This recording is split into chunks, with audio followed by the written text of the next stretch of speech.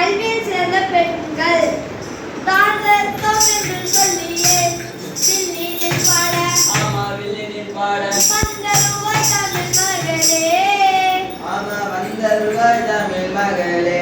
அண்ணே இன்னைக்கு எதை பத்தி பாட போறோம்? நாடும் தாய்தான், நகரமும் நதியும் தாய்தான், மொழியும் தாய்தான், சூழலும் புவியும் தாய்தான். பெரிகை போடாமல் செய்திக்கு வாங்கினே. இப்படி எல்லாத்தையும் தாயா பார்த்து வளர்க்கிற நாம வீட்டுல இருக்க பெண்களை மதிக்கிறோமா? மதிப்புக்கு என்ன இருக்கு? எல்லாத்துலயும் இப்படிதானே. சரி, இதுவே ஒரு பெண் ஆட்சியர் வந்தா என்ன செய்வ? உடனே கேளு, உடனே எழுந்து நின்று வணக்கம் சொல்வேன். அப்ப ஒரு பெண் படிச்சு பெரிய பதவிக்கு வந்தா தானா மரியாதை வருதுல. அதான் இன்னைக்கு பெண் கல்வியின் அவசியத்தை பத்தியும் கல்வியில் சேர்ந்த பெண்களை பத்தியும் பாட போறோம். படிக்க வேண்டும் பெண்ணே, அப்பதான் பால் முழுதும் போட்டுடும் கண்ணே. படிக்க வேண்டும் பெண்ணே, அப்பதான் பால் முழுதும் போட்டுடும் கண்ணே. சுயமாய் சிந்திக்க துணை இருக்கும் கல்வி, சுயமாய் சிந்திக்க துணை இருக்கும் கல்வி, சொந்த காலில் நின்றிடவே உதவுதவும் கல்வி, சொந்த காலில் நின்றிடவே உதவுதவும் கல்வி. ஆமா பால் முழுவதும் போட்டிடும் கண்ணே. ஆமாண்ணே, எனக்கு ஒரு சின்ன ஐயம். அந்த காலத்தில் எந்த பெண்ணை படிக்க வச்சாங்க? அப்பெல்லாம் நாடு நல்லாவே இல்லைண்ணே. தம்பி, உனக்கு விவரம் பத்தல, சொல்றேன் கேளு. கற்கால முதலே கற்றிருந்த தமிழன் கொற்காலம் எனவே புகழ்பெறும் காலம் எக்காலம், அது எக்காலம்.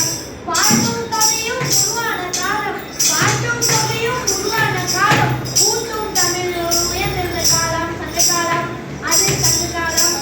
அவையும் புத்தியும் வேறுபாடிய கண்ணியம், அவையும் புத்தியும் வேறுபாடிய கண்ணியம், கொவ்வை தமிழை கொண்டு பாடிய மாசத்தியம், கொவ்வை தமிழை கொண்டு பாடிய மாசத்தியம். சொல்சிறந்த காலம் புகழ் வளர்ந்திருந்த காலம், சொல்சிறந்த காலம் புகழ் வளர்ந்திருந்த காலம். ஓஹோ, அந்த காலத்தில் பெண்பால் கூட பலர் இருந்ததாக சொல்றீங்கண்ணா. மேலும் சொல்லுங்கள், நானும் தெரிஞ்சுக்கட்டும், நானும் தெரிஞ்சு நடக்கட்டும். பெண்பால் புலவர் வந்தாங்க, பாடலில் பெண் உணர்வை தந்தாங்க, சூடு போடாங்க துயரம் தீர்த்தாங்க, ஓட்டும் தமிழுரை உயிரில் போடுறாங்க. படித்த பெண்களுக்கு கிடைத்த பெருமையை இன்னும் சொல்லுங்களேன். சமண மதமும் புத்த மதமும் உருவான காலத்திலேயே மாதவி முதல் மணிமேகலை படித்த பெண்ணாக விளங்கினார். அப்படியா அண்ணா? வேற யாரெல்லாம் படிச்சு பெருமை அடைஞ்சாங்க? பக்தி இயக்கம் உருவான காலத்தில் காரைக்கால் அம்மையாரும் ஆண்டாலும் முதலிய பெண்கள் தம் இறைவனுக்கு பாமாலை சூட்டினார்கள். ஆமாண்ணா, நானும் கேள்விப்பட்டிருக்கேன். ஆனால் திரும்பவும் சின்ன ஐயம். இவ்வளவு பெண்கள் படிச்சிருந்த நம்ம நாட்டில் சில நூற்றாண்டுலாம் ஏன் பெண்ணடிமைத்தனம் வந்துச்சு? தம்பி, நல்ல கேள்வி, சொல்ற கேளு. ஆணும் பெண்ணும் இயற்கை கருத்தில் சமம் என்று நினைச்சாங்க முன்னோர் சரியாக வந்தாங்க. ஆணும் பெண்ணும் இயற்கை படைப்பில் சமம் என்று நினைச்சாங்க முன்னோர்கள் சரியாக வந்தாங்க. இடையில் குடிபோன்ற மூட பழக்கங்களால் பெண்கள் தாழ்த்தினாங்க. இடையில் குடிபுகுந்த மூட பழக்கங்களால் பெண்கள் தாழ்த்தினாங்க. சமுத்திரத்தை அடியோடு வீசினாங்க, சமுத்திரத்தை அடியோடு வீசினாங்க. அது சரிண்ணே. இன்று பெண்கள் நல்லா படிச்சு உயர்ந்த பதவியெல்லாம் பெற்று நாட்டை ஆடுறாங்க. இந்த நிலை எப்படிண்ணா வந்துச்சு? அது ஒரு நூற்றாண்டு கால வரலாறு தம்பி. இந்த நிலை அடைய அவங்க பட்டபாடு சொல்லி முடியாது. அதைத்தான் கேட்கிறேன், விரிவாக சொல்லுங்கண்ணே. பெண்ணுக்கு படிப்பென்று அனைவரும் கேட்டாங்க மத்தியில. ஆமா, மத்தியில தமிழகத்தின் முதல் பெண் மருத்துவராய் சாதனை படைச்சாங்க முத்துலட்சுமி. ஆமா, முத்துலட்சுமி. அடடா, என்ன அருமையான செய்தி. அவங்க வேற என்னென்ன செய்தாங்கண்ணா? பொது சேவைக்கு வந்தாங்க, புதுமைகளை படைச்சாங்க, சட்டசபையில் உறுப்பினராய் சரித்திரமாய் இருந்தாங்க. மகளிருக்கு எதிரான கொடுமைகளை மாண்புடனே ஏற்றாங்க. மனித குலத்தின் மாணிக்கமாய்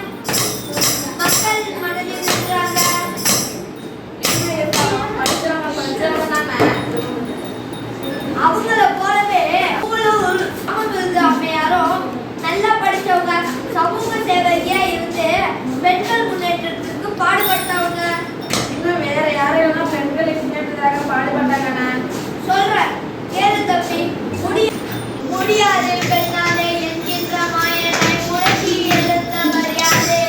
தந்தை பேரியாரே பிடியாது பெண்ணாலே என்கின்ற என்னை முடித்து எழுத்தவர் யாரே? நம்ம பாரதியாரே பெண்ணடிமை தீருமறை மண்ணடிமை தீராமை இது இது முழங்கினவர் யாரே? பாரதிதாசன் யாரே? இவ்வளவு செய்தி கேட்ட நாங்க பெண் கல்விக்கு நமது அரசாங்கம் என்னென்ன செய்தது என்பதை கேட்க மறந்துட்டனே அண்ணன். பெண் கல்வி மேம்பாட்டிற்கு நமது அரசு மட்டும் இல்லாமல் ஆங்கில அரசே சட்டங்கள் போட்டது தம்பி. என்னென்ன சொல்றீங்க? நம்ப முடியல. ஆங்கில அரசு சட்டம் போட்டுதா? உறுதிப்படி சொல்லுங்கண்ணே. தம்பி 1882 ஆண்டல் குழு முதலாக பெண் கல்விக்கு பரிந்துரை செய்தாங்க. அந்த அறிக்கையின்படி மராட்டிய மாநிலத்தில் ஜாதிராவ் புலே மற்றும் சாவித்ரிபாய் புலே இணையால் முதலாக பெண்களுக்கான பள்ளியை தொடங்கினாங்க. இது புதிய செய்தியா இருக்கு. அதன் பிறகு பெண்கள் கல்வி பயில பல உயர்கல்வி நிறுவனங்களும் அரசு உருவாக்கியாச்சு. ஆங்கில அரசு பத்தி சொன்னீங்க, சரி.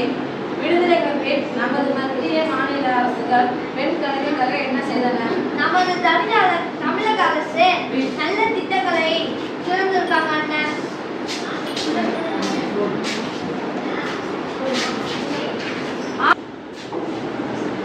ஆமா அரசு திட்டங்கள் மட்டுமில்லாமல் தனி மனித பங்களிப்பும் இருக்கு தம்பி. இந்தியாவில் குழந்தைகள் பாதுகாப்போம் என்ற அமைப்பு நிலவியது. இதுவரை 80,000 குழந்தைகளுக்கு கல்வி பெற உதவிய ஒருத்தவர் இருக்கிறார். அப்படிப்பட்ட பெருமைக்குரியவர் யார் அண்ணே? 2014ஆம் ஆண்டு நோபல் பரிசு வாங்கின பெருமைக்குரியவர் அவர்தான் கைலாஷ் சத்யார்த்தி. இவ்வளவு செய்திகளை இன்னைக்கு சொன்னீங்க, இன்னும் ஏதாவது? என்ன தம்பி இழுக்கிற? சொல்றேன் கேளு. பெண் கல்வியின் அவசியத்தை வலியுறுத்தி அதற்காக பாடுபட்ட வீரச்சிறுமி மலர் நோபல் பரிசு வாங்கினாங்க தெரியுமா? ஆமாண்ணே, நான் கூட கேள்விப்பட்டேன். இவ்வளவு நேரம் ஆனதே தெரியல. சரி, வில்லு பாட்டுல இன்னைக்கு என்ன கத்துக்கிட்டீங்கன்னு மக்களுக்கு சுருக்கமாக சொல்லு.